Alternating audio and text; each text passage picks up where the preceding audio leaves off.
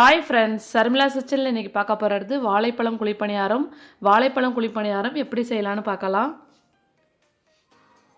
1 cup மைதா, 1 cup கோதுமை மாவு, ஒரு 2 ஸ்பூன் நெய், 1 கப் சுகர், ஒரு 2 வாழைப்பழம், ஒரு 2 ஸ்பூன் ஆயில், பேக்கிங் சோடா, ஏலக்காய் பொடி. இப்போ ஒரு மிக்ஸி ஜாரில் சுகரை சேர்த்துக்குங்க, 2 வாழைப்பழமும் சேர்த்துக்குங்க.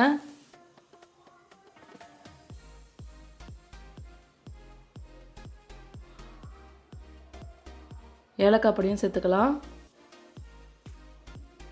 இப்போ பேக்கிங் சோடாவையும் சேர்த்துக்கலாம். அதை மிக்சியில் நல்லா கிரைண்ட் பண்ணிட்டு வந்துடுவோம். இப்போ நல்லா அரைச்சாச்சு. இப்போ 1 கப் மைதாவையும் 1 கப் கோதுமை மாவையும் சேர்த்துடலாம்.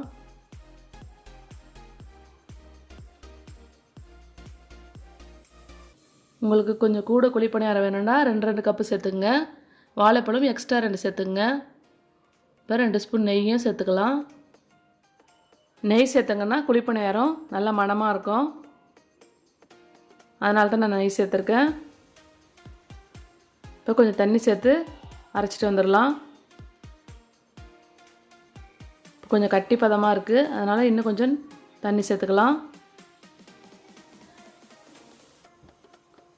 இப்போ கரெக்டான பதத்துக்கு வந்துருச்சு. இப்போ நம்ம ஒரு பவுலில் சேர்த்து நல்லா கலக்கி விட்டுக்கலாம்.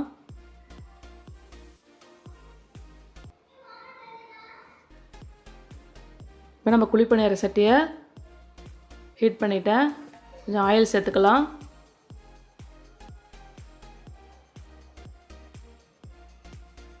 நீங்கள் நெய் வேணாலும் சேர்த்துக்குங்க.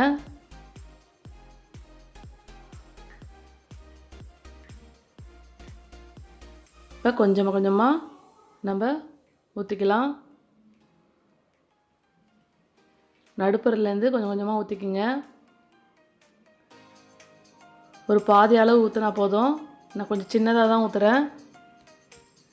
கொஞ்சம் பெருசாக வேணுன்னா நீங்கள் 3/4 பதம் ஊற்றிக்கிங்க, இல்லைன்னா ரொம்ப வலிஞ்சிரும்.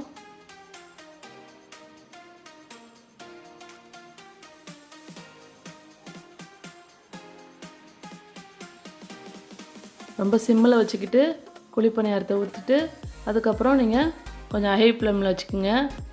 இப்போ ஒரு மூடி போட்டு வேகட்டும். இப்போ கொஞ்சம் கொஞ்சமாக ப்ரௌன் கலர் வந்தோன்னா திருப்பி விட்டுறலாம். பாருங்கள், நல்லா கலர் மாறிடுச்சு. இப்போ ஒரு குழிப்பணியாரத்தை எடுத்துருவோம்.